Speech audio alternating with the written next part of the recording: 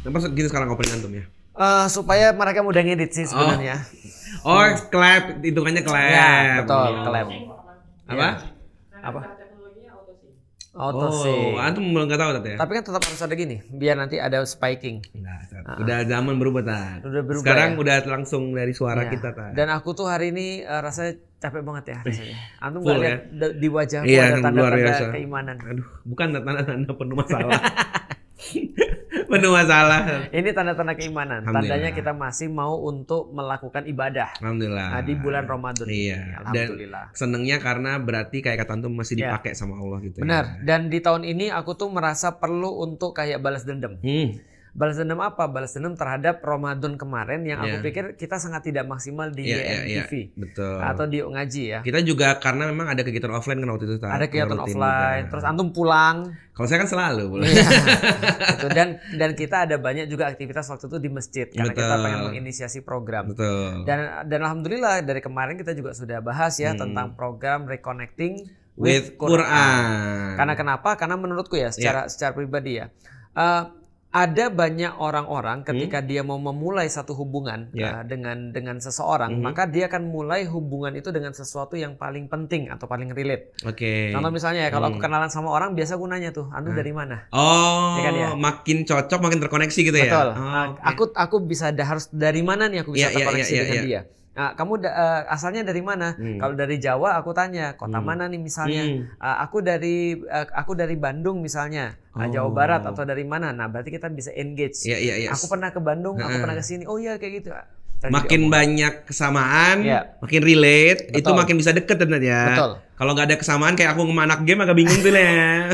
Antum ketemu anak mobil stres. Aduh kayak kemarin tuh bingung tuh ngomong apa. Mungkin antum kalau pas masih ada kita nggak ada masalah. Iya ada coba penengahnya. antum bayangin kalau nggak ada kita. Ada buffernya lah. Antum mau ngomong apa? Mau ngomong Korea dia nggak ngerti. Betul. Untuk ada hubungannya. Kan Hyundai kan Korea.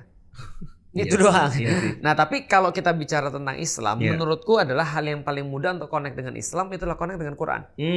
Karena itulah cara Allah memperkenalkan kepada Nabi Muhammad tentang agama dan risalahnya adalah Iqra, adalah bacalah. Dan Iqra ini asal katanya adalah Qara'a yaqra'u qira'atan. Yang artinya adalah bacaan. Dan Quran itu juga diambil dari kata yang sama. Qara'a yaqra'u qira'atan. Artinya adalah bacaan, yaitu adalah Al-Quran. Maka Al-Quran adalah cara Allah untuk connect pada manusia. Oke.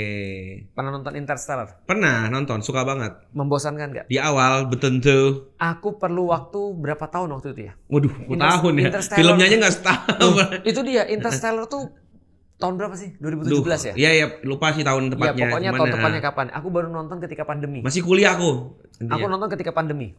Oh, baru-baru. Which is 2021. Iya, berarti dia kayak 5-6 tahun setelah. Karena ketika aku nonton itu selalu nggak selesai.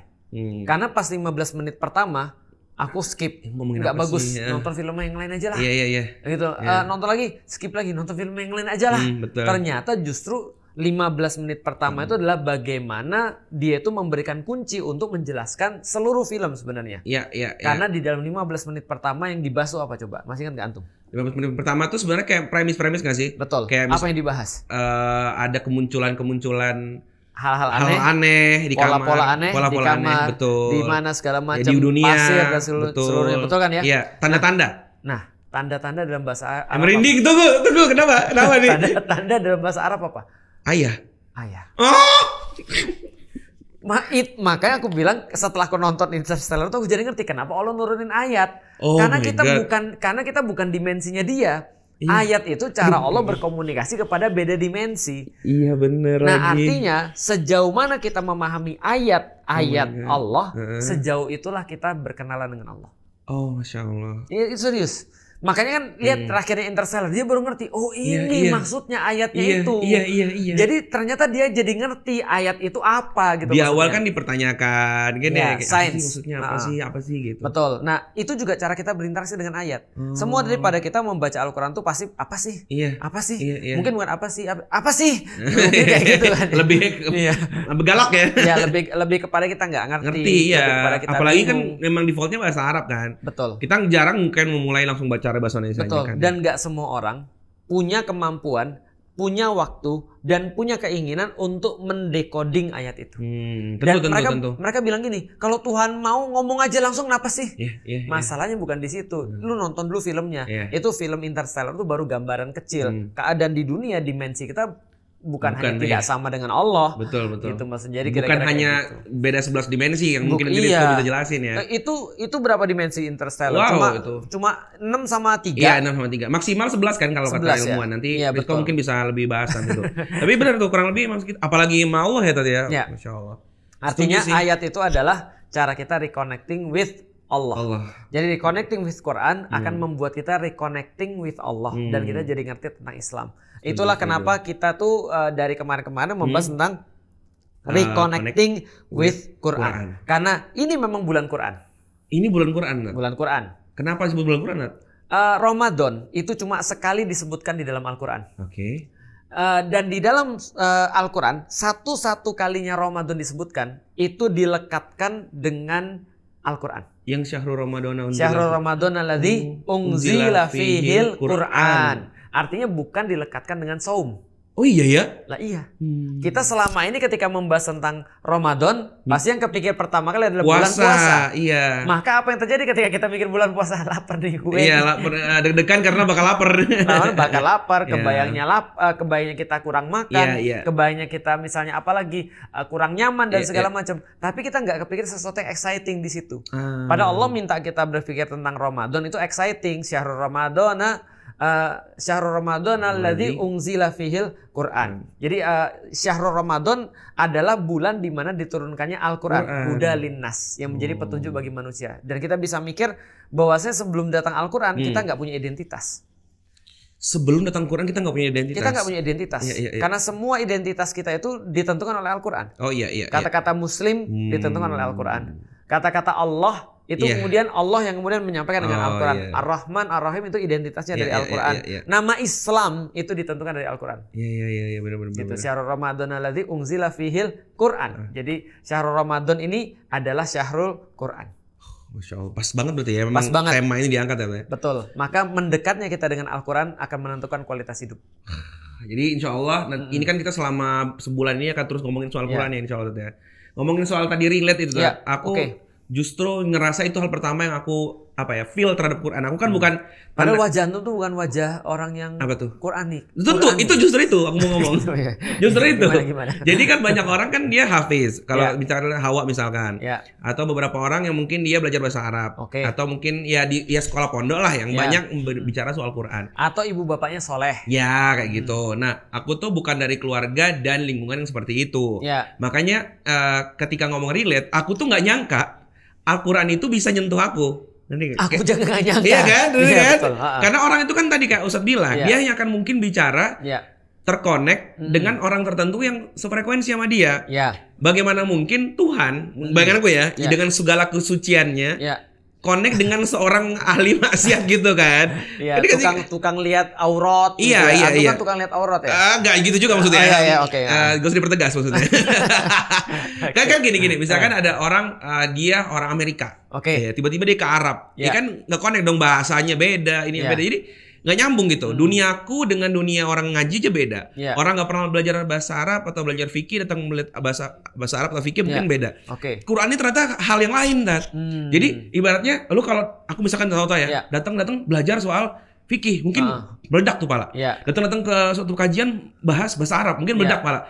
Tapi insya Allah nih aku ngerasa orang kalau datang yang dia belajarin Quran, dia jatuh cinta. Tapi bukannya orang kayak antum tuh biasanya bayangin ketika belajar Quran tuh berarti belajar bahasa Arab dan belajar ngaji. Nah, berarti bukan di situnya, Karena itulah kenapa aku ngerasa Quran itu tahu, ya tentu Allah tahu dia akan menyentuh dari sisi mananya. Itu kapan sih antum pas pertama kali kayak merasa relate dengan Quran? Ketika mulai ngaji. Oh, baru mulai ngaji. Mulai ngaji, tahun 2016 lah udah ngerasa kayak aku kira nggak ada satupun topik yang menarik di kitab ini gitu loh. Anu kira tidak ada irisan dengan Quran. Nggak ada irisan, ternyata beririsan banget. Dan aku melihat orang-orang, jangan aku deh, antum waktu ketika masih non muslim, maksudnya kan jauh lebih jauh kan. Benar. Kok masuk Islam nih orang.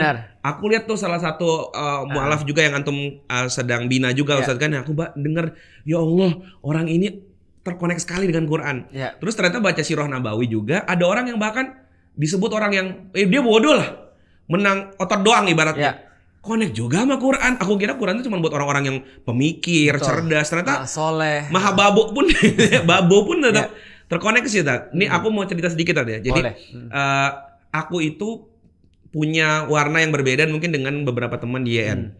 Jadi itu warna-warni ya? Ya, warna spektrum kan beda-beda tuh. Nah kan ya. Jadi ada beberapa kejadian dalam hidupku yang itu sebenarnya masalah kan. Pasti antum juga punya masalah. Semua orang punya masalah. Nah, masalah aku itu berbeda sama umumnya orang di YN lah. Ya, yang menurut orang nggak masalah, antum mungkin masalah. Ya, betul. Dan yang menurut antum masalah, bagi kita kok lu masalah. Nah, itu. Aku breakdown jadi 4 masalah. Makanya ada slide ini. Yang berbeda. Ada spektrum. Jadi aku mikirnya 4 hal ini adalah 4 hal yang tidak aku capai. Sebaliknya, jadi ini menjadi masalah karena nggak aku capai. Aku relate di nomor 1. Nah, dan menjadi masalah buat antum karena antum setelah mencapainya lalu apa? Jadi aku ngerasa gini. Jadi ini tuh beberapa hal ini, jadi orang masalah kan banyak ya, bisa ratusan ribuan masalah. Aku cuma nge-capture 4 hal ini dan ngerasa 4 hal ini jadi masalah buat aku karena aku nggak bisa mencapai, tapi menjadi masalah ke beberapa orang yang teman-teman hijrah kita ini ketika dia mencapai dan dia mengetahui apa dia di balik itu. Jadi dia udah sampai puncak dan dia bermasalah. Oh gini doang ya puncaknya. Terus apa gitu. Jadi sebenarnya masalah tuh bisa muncul di mana aja gitu. Betul. Dalam kondisi apapun gitu. Contohnya physical insecure gitu kan. Dari kecil itu sebenarnya udah pada tahu sih kalau kelas-kelas aku kan udah pernah bahas juga. Pas lagi lari di SD gitu kan. Pas kayang kan tuh masalah ya. Bukan kayang doang, lari dong. Salto ya tuh masalah ya. Aku selalu bilang kok itu aja gak bisa sih gitu ya. Waduh, ada gedung-gedung. Iya pas aku gak kayang sih, aku lebih misalkan aku lari kan lari ikan keliling tuh. Itu kan kalau dulu kan kita lari tuh di pinggir-pinggir di luar sekolah tuh malah. Di luar sekolah. Lapangan kita kan kecil. Kita harus keluar masuk kampung-kampung Tat. Nanti balik lagi ke gerbang sekolah lagi. Nah itu tuh anak-anak kampung tuh gendut gitu-gitu. Serius? Iya. Itu budaya kampung antum tuh budaya yang sangat baik ya? Bukan, antum aja gak pernah main ke kampung kan. Semua kampung begitu. Oke. Anak-anak kampung memang gitu.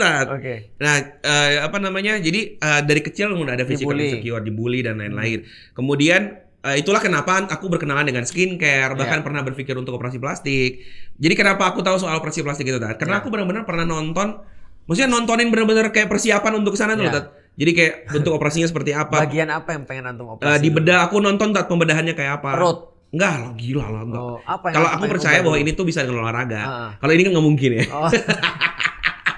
Oke, antum udah operasi tuh ya? Ini hidung dulu pengen sama apa smile line gitu.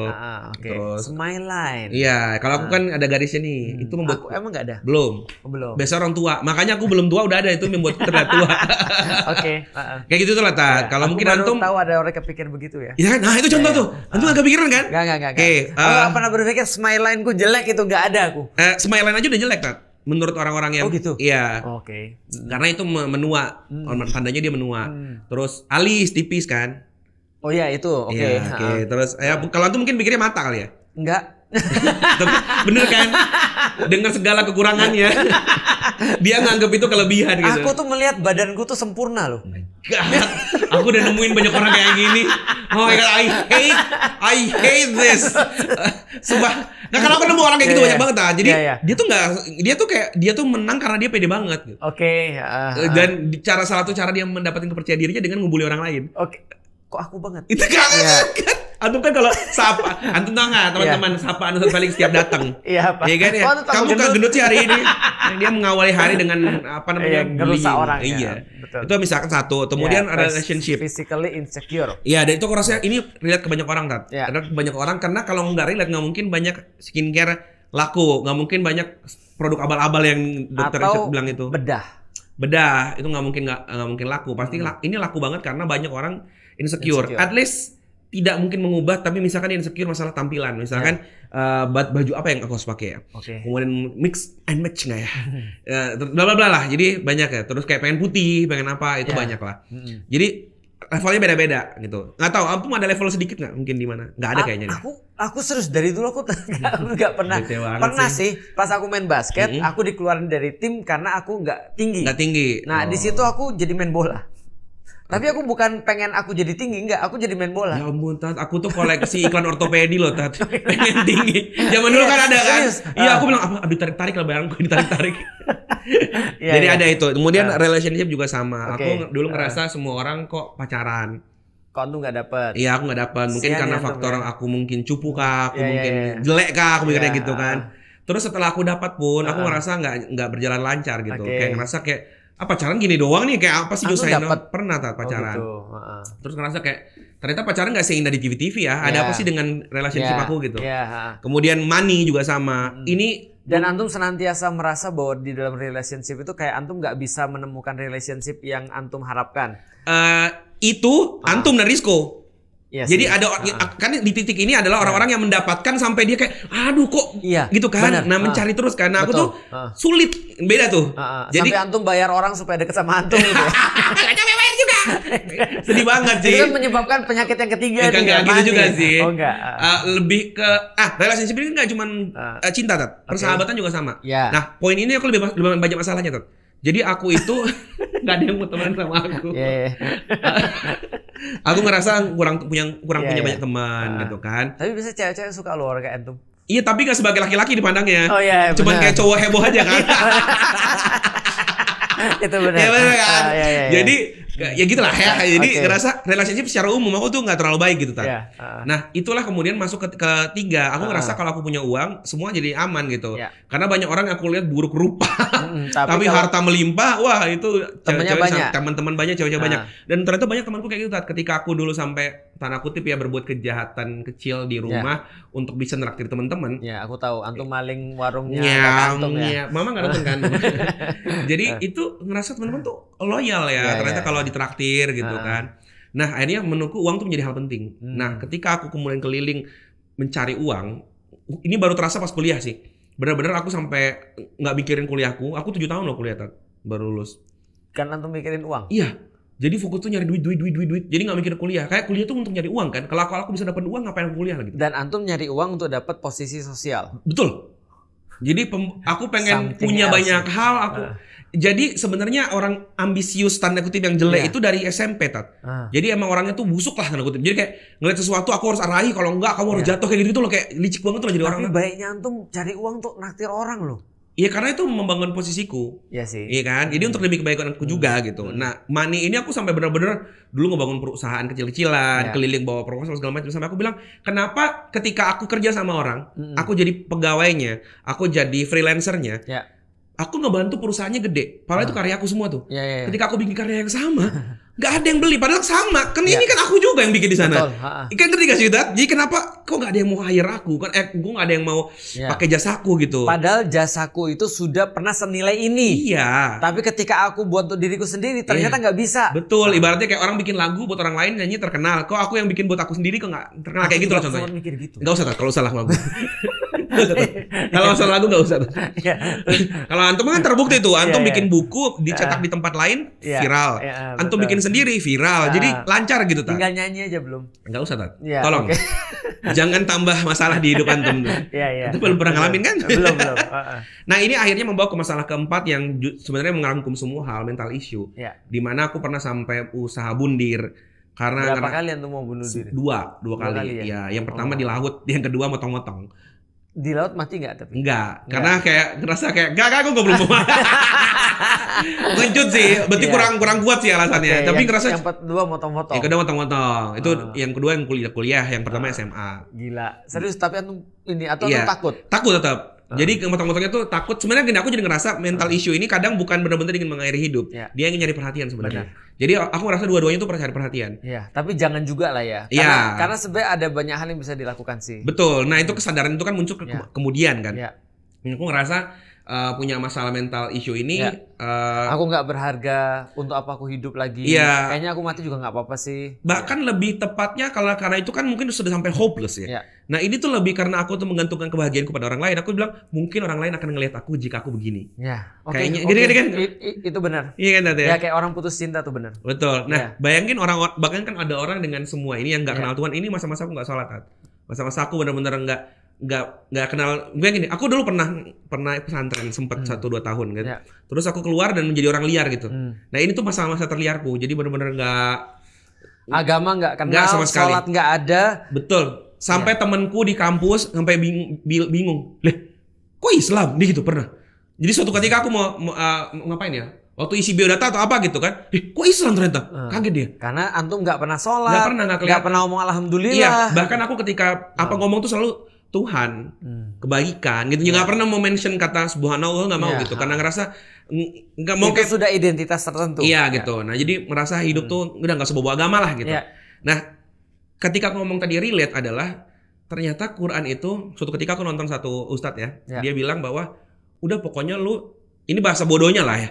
Lu datang duduk, lu buka Quran randomly. Lu niatin diri lu duduk aja gitu kan. Di tengah malam, di suatu malam yang syahdu gitu. Di momen yang lu gak terlalu hektik, lu benar-benar duduk dan lu buka randomly. Lu baca artinya.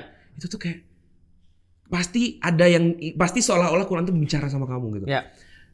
Randomly, aku coba ngelakuin itu saat nulis ini Tat. Karena semua random ayat yang terjadi di hidupku gak mungkin aku ingat lagi. Pas ngomong gini, oke coba ketika aku sekarang mau nyari ayat, aku dapat apa ya? Aku langsung dapat ini Tat. Dan ini berbicara banget. Padahal aku gak nyari loh Tat.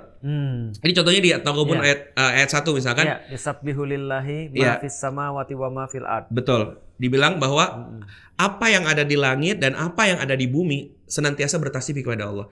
Bagi orang yang gak sholat, ini nampar aku banget. Lu doang Betul. Itu rasa kayak ini langit, bumi bertasbih dengan caranya tentunya. Dia kalau nggak mau bertasbih dia mundur muternya. Itu kiamat dunia. Dia nggak pernah berkhianat sama Tuhan. Dia nggak minta apapun. Dia berjalan sesuai aturannya Tuhan gitu. Lu gitu. Siapa lu? Iya, lu udah dikasih segala hal. Itu tuh jadi kayak lagi ngomong.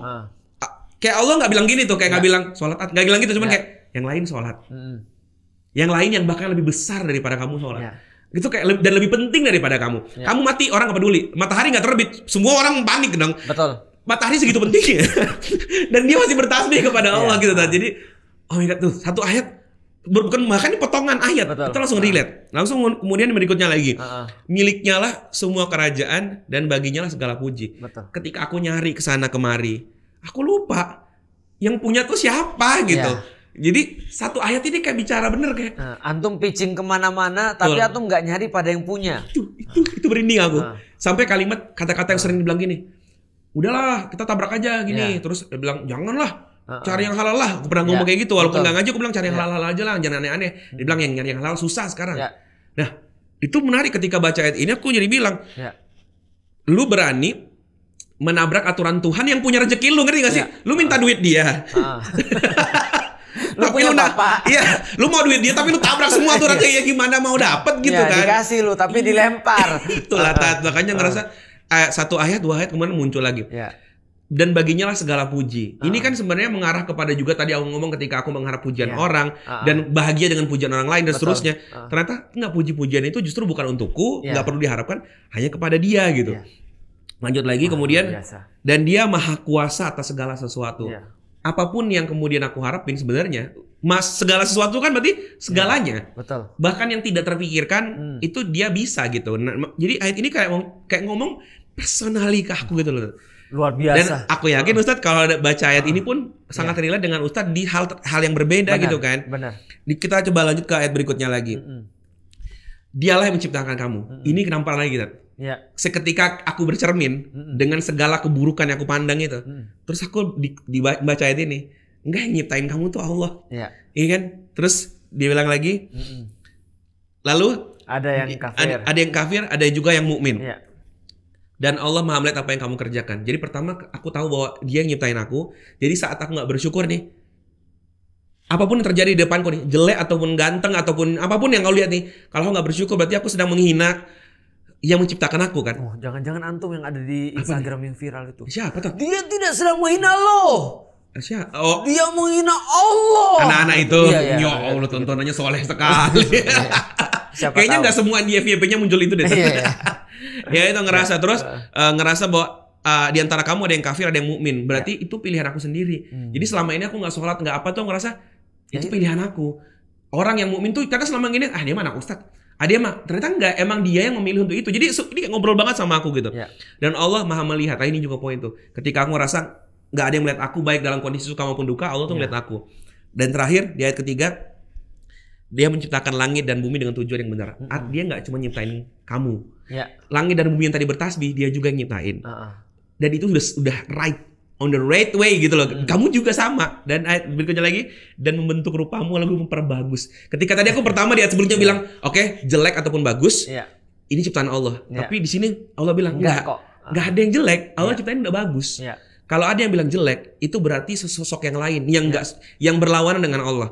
Yang tentunya nanti ketika makin baca, kan kita kurang gitu tadi ya, makin buka, ternyata ini setan nih. Betul. Yang pengen kamu nggak menghargai dirimu. Benar. Yang bilang kamu tuh jelek, kamu hina. Kamu bukan siapa-siapa. Kamu nggak berarti. Kamu percaya nggak kata-kata setan gitu loh daripada kata-kata Allah. Dan kepadanya lah tempat kembali. Di titik ini aku menyerah, langsung ngerasa kayak, oh ternyata apapun aku usahain, ujungnya balik ke Allah lagi. Langsung syahadat tentu ya. Ini udah syahadat lagi. Beda kisah kita tadi. Aku cuma ngerasa apapun yang aku kumpulin dalam pekerjaan, pujian, pamor dan lain-lain tadi aku ujungnya kan balik ke Allah. Jadi bukan apa kata orang, ujungnya apa kata Allah kan. Luar biasa, Antum udah tadabur loh. Maksudnya Antum ayat pertama tadabur langsung. Enggak tahu ini tadabur bukan. Jangan ngomongin tentang bahaya nih. Orang-orang soleh yang komen ntar gua kena lagi. Iya.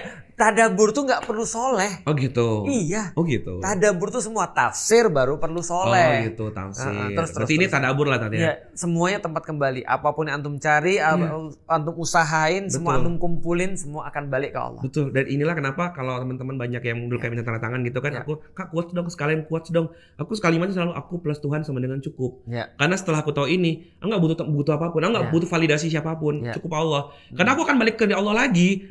Kalau aku nyari duit, ya aku nyari yang kira-kira aman saat aku kembalikan kepada dia gitu. Jangan bermasalah. Ketika aku nyari pasangan, apapun aku balik kepada Allah lagi gitu. Tapi aku harus kritik prinsip antum itu berbahaya itu. Apa itu? Aku plus Tuhan sama dengan cukup. Berarti aku sama dengan Tuhan minus cukup. Kok minus sih? Nah itu kan jadi ilmu matematik. Antum nggak pernah belajar ya? Aku plus dan sama cukup berarti begini loh, X tambah Y sama dengan Z. Berarti Z sama dengan X kurang Y. X tambah Y sama dengan Z. Berarti X sama dengan Z kurang Y. Oh gitu? Lah iya, contoh ya, 1 tambah 3 sama dengan 4 misalnya. Berarti 1 sama dengan 4 kurang 3. Hati-hati. Nah, itulah kenapa ini cara berpikir bodoh, teman-teman. Bener, aku lupa. Jadi makanya antum selalu aku plus one adalah cukup. Iya, versi jadi kayak aku ngerasa aku cuma butuh Tuhan dan selesai. Jadi ketika aku butuh teman, biarkan Tuhan yang menghadirkan teman untukku. Kalau antum merasa bahwa antum kurang, biarkan Allah mencukupkan aku. Kalau antum merasa antum tidak bagus, Allah yang akan membaguskan. Betul. Kalaupun aku salah, biar Allah menegurku. Kalau aku nggak sanggup, Allah menguatkanku kayak gitu. Jadi kayak ngerasa ya itu. Nah ini maksudnya ini contoh aja bahwa betapa aku ngerasa sepertinya. Ini kan bahasaku aja. Sepertinya Al-Quran tidak terbatas untuk siapa, kapan, dan di mana. Coba ambil Al-Quran kita tes. Oh, hah? Oke. Kita tes ya. Dapat. Tapi nggak ada terjemahannya. Tapi aku mau kasih tahu dulu ya. Sebenarnya jadi gini. Ada pepatah lama mengatakan bahwasanya ketika murid sudah siap, guru akan datang. Oh. Ketika muridnya udah siap, gurunya akan datang. Kenapa? Karena kebanyakan pelajaran yang nggak nyampe itu bukan karena gurunya yang salah. Tapi muridnya nggak siap. Setuju sih. Karena sebenarnya gini, aku meyakini ya, Allah tuh akan membukakan hati seseorang dulu, baru Allah mempermudah dirinya untuk memahami Al-Quran. Maka di dalam Al-Quran sendiri Allah katakan bagi orang-orang yang Allah kehendaki keimanan bagi dia, maka hatinya dilapangkan untuk menerima keimanan. Tapi barang siapa yang Allah itu tidak ridho dia itu untuk mendapatkan keimanan ya, dalam arti maksudnya gini, dia sendiri yang menutupi dirinya sendiri. Allah akan nggak mau dengar dia ya, nggak mau dengar. Allah akan membuat dadanya sesak seperti sedang mendaki langit. Jadi dia orang dadanya sesak tuh ya, jangankan mau ngambil pelajaran, bernapasnya susah. Nah jadi artinya benar sih kata orang, kalau misalnya kamu lagi dalam kondisi sulit, seluruh isi Al-Quran adalah nasihat buat kamu. Makanya Umar berkata, cara kita berinteraksi dengan Al-Quran adalah dengan menganggap bahwa ayat ini turun untuk kita. Dengan itulah kita baru bisa mendapatkan manfaat yang terbesar dari Al-Quran. Karena biasanya kita membawa kitab ini untuk menuju orang lain. Ini ayat nih lu banget nih. Oh my God, bener lagi. Iya. Paham gak sih maksudnya? Ingat. Coba lihat nih, ada orang-orang yang kemudian zolim menjadikan Allah sebagai tandingan-tandingan. Lu banget nih. Iya. Dia nggak berkaca ke dirinya ya, enggak. Padahal Al-Quran ini harusnya menjadi benefit yang paling besar bagi diri kita sendiri. Oke, bismillah. Antum yang buka berarti untuk antum kan? Oke. Kita akan buka ya. Ya, dapatnya surat apa? Dapatnya surat An-Naml. Oke, ayat berapa? Biar aku cari ya. Internet artinya. Aku nggak hafal soalnya. Oke, kita baca surat ke berapa nih? An-Naml ayat? An-Naml surat ayat ke berapa? An-Naml ayat ke 8 70 81. Oke. An-Naml ayat 81. Oh my god. Sama enggak? Rinding aku tadi. 81 ya. Itu yang langsung kebuka ya. Wa ma anta bihadil. Wa ma anta bihadil artinya bukanlah Anda yang memberikan memberikan petunjuk. Iya, dan kau tidak akan dapat memberikan petunjuk. Wa ma anta bihadil ummiya. Dan tidaklah Anda yang dapat memberikan petunjuk kepada orang-orang yang buta, ummi. Andola latihim, atas kesesatan mereka. Iya. Intusmi'u, sesungguhnya engkau hanya mendengar ya. Engkau tidak dapat menjadikan seseorang pun mendengar. Intusmi'u, engkau intusmi'u illa mayyu'minu bi ayatina. Ya, kecuali orang-orang yang beriman kepada ayat-ayat kami. Iya. Ayat-ayat yang Allah turunkan. Fahum muslimun, dan mereka adalah orang-orang yang berserah diri. Luar biasa. Itu relate banget sama urusan tuh ngomong. Betul, makanya percaya nggak? Aku pernah pas sama Ustadz Hanan sama teman-teman yang lain, itu kita saling baca Quran. Tahu nggak aku dapat ayatnya apa? Aku dapat ayatnya tentang hal yang benar-benar real yang aku selalu keluhkan kepada Allah. Bahwasanya bahwasanya aku kan selalu bilang pada Allah ya, kenapa bapakku nggak jadi muslim? Padahal sebenarnya kalau aku lihat bapakku itu adalah orang yang paling berhak untuk mendapatkan hidayah. Karena ketika aku berdakwah selama ini tidak ada yang bantu aku sebesar jadi gini, nggak ada satupun jamaah yang bantu aku sebesar bapakku bantu aku. Gitu kan ya. Lalu kemudian aku bilang kenapa dia nggak dapat hidayah? Terus aku baca ayat itu. Dapatnya apa? Bahwa yang aku baca adalah bahwasanya hidayah itu bukan milik kamu. Akan tetapi Allah yang punya hidayah. Ini adalah ayat yang turun ketika Rasulullah itu menghadapi pamannya yang dalam keadaan sekarat. Itu kan ya. Lalu kemudian ketika sekarat meninggal tanpa masuk Islam. Saking sedihnya Rasul ditegur oleh Allah dengan ayat tadi. Apa ya ayatnya? Kok aku jadi lupa ya? Ya, tapi tahu. Kok aku jadi lupa langsung ya? Ini kayaknya langsung teguran nih kepada teguran. Emang antum tadi buta dan apa tadi? Apa namanya? Bukan inhuwa ila wahyu yuha. Sebentar aku jadi lupa. Bentar aku ingat dulu ya. Apa dan bukan. Coba ketik ini apa namanya? Wallahu a'lamu bil muhtadin. Oh, ini ayatnya. Innaka la tahdi man ahbabta walakinallaha yahdi may yasha wa huwa a'lamu bil muhtadin. Itu aku baca tepat di ayat itu. Ayat 56. Betul. Nah, ketika aku ngeliat itu, aku pikir aku sampai senyum aja. Aku bilang, ya Allah, ini aku khawatirin dan aku komplainin sama Allah tiap hari. Ternyata yang muncul itu. Nah, setelah aku baca tafsirnya, aku baru ngerti ini adalah ayat yang merupakan teguran Allah. Bukan hanya teguran sekaligus hiburan Allah kepada Nabi. Betul ini disebut di sini. Iya, teguran dan hiburan kepada Nabi. Kenapa teguran? Karena seolah-olah Allah pengen mengatakan bahwasanya jangan pikir bahwa itu tugasmu. Bahwa memberikan hidayah itu bukan tugasnya manusia, tapi tugasnya Allah. Jangan sampai kita berpikir bahwa kita menyalahkan diri gara-gara ada yang nggak dapat hidayah. Sekaligus hiburan. Bahwasanya Allah yang ngasih hidayah dan Allah lebih tahu. Artinya adalah apa? Bukan salah kamu. Tapi itu adalah urusannya Allah. Kamu nggak salah, kamu udah benar untuk mendakwakan Islam. Kamu udah melakukan yang terbaik kayak gitu lah ya. Betul. Nah, artinya betul. Artinya memang orang-orang ketika buka manapun, ketika dia memang perlu, Al-Quran akan jadi jawaban. Saking parahnya Al-Quran tuh bisa ngasih jawaban pada orang. Tahu nggak apa kata Abu Bakar? Kalau aku kehilangan sendal, aku carinya di Al-Quran. Bukan merendahkan. Soalnya orang bilang, lu hilang sendal nggak bisa nyari apa? Beli baru kayak enggak. Maksudnya adalah apa? Aku mengutamakan Al-Quran dibandingkan yang lain untuk nyari apapun. Makanya pernah dengar kata siapa ya Ustaz ya, katanya orang-orang terdahulu tuh Quran itu kedekatannya sama kayak kita sama handphone gitu. Iya. Jadi yang pertama dicari itu yang dicari Quran itu kata siapa ya? Betul. Itu ada orang yang ceramah. Kalau nggak salah Syekh Mutawali Asy-Sya'rawi kalau nggak salah yang bilang ya. Atau mungkin siapa yang bilang. Tapi yang jelas adalah kalau kalian pengen lihat kedekatan para sahabat dengan Quran, lihatlah kedekatan kalian dengan handphone. Kayak gitulah kurang lebih. Gitu. Itu yang dia cari dulu. Itu yang dia cari dulu. Ketika nggak ada dia merasa ini ada yang kurang dalam hidup dia, dan dia mengutamakan Al-Quran untuk di awal sehingga hari-harinya tergantung pada Al-Quran. Jadi artinya kita udah buktiin tadi ya, bahwasanya orang yang mencari akan mendapatkan. Siapa yang mencari sesuatu, Al-Quran akan kasih dia. Meskipun mungkin ayat yang didapat mungkin ayat yang azab misalnya, itu jadi pengingat bagi dia. Betul, setuju. Makanya Al-Quran dikatakan adalah sebagai sebuah zikr. Dan kita nggak pernah, kadang kita nggak sadar itu kita butuhkan. Betul. Aku nggak pernah bayangin. Aku tuh ngerasa hatiku tuh cukup keras lah untuk maksudnya jadi orang yang gampang menangis dalam sholat ya bla bla bla, nggak pernah kepikiran gitu kan. Sama kayak orang yang mimpi ketemu Rasul, kan ada yang menginginkan sekali. Aku tuh di kepala aku juga kayak masa iya gue bakal gitu kan. Suatu hari aku pernah kayak ngerasa nggak sih kayak disentuh di sini pas lagi sholat tarawih kan. Bahkan ini baca ayat. Kok tiba-tiba aku paham ayatnya. Dia pasti tentang azab ya. Nah imamnya tuh kesannya saya layak sekali diazab ya. Tentang neraka sih. Nggak, jadi pas itu beliau baca kayaknya Al-Baqarah deh tentang dialah yang menghidupkanmu, mematikanmu, lalu menghidupkanmu kembali. Kaifa takfuruna billah. Itu kaifa takfuruna billah. Wa antum amwatan fa ahyakum summa yumitukum summa yuhyikum summa ilaihi turja'un. Itu kayak ngomong, kok bisa lu masih bandel. Padahal dia yang ngidupin lu, nanti dia yang matiin lu.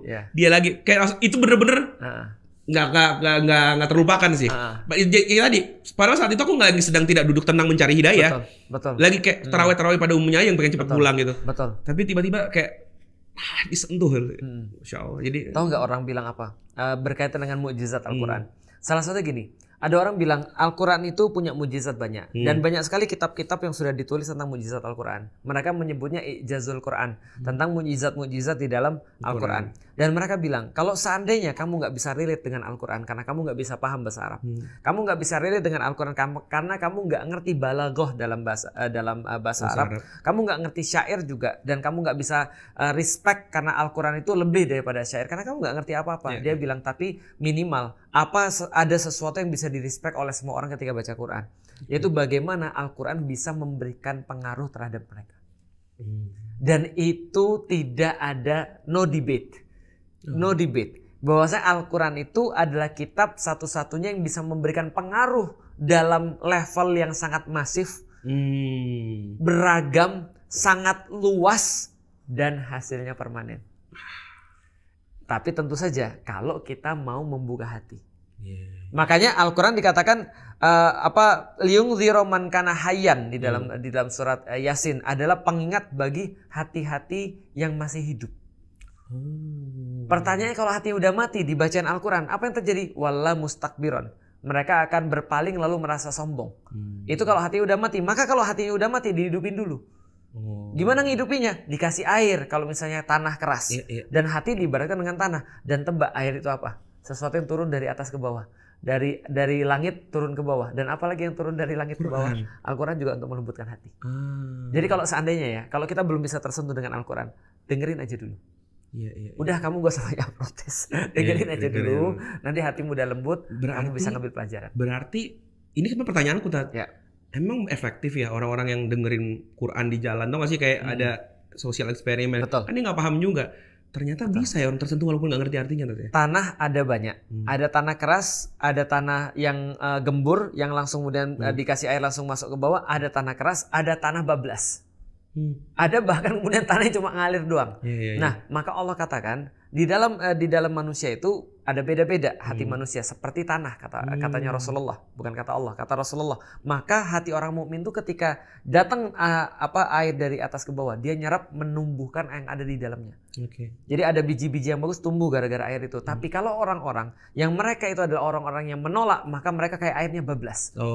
Nah, ada orang yang munafik gitu ya, kayak semen bablas tuh. Nah, kalau misalnya orang munafik itu air tanah seperti tanah yang cekung, dia bisa menampung tapi gak bermanfaat buat dia.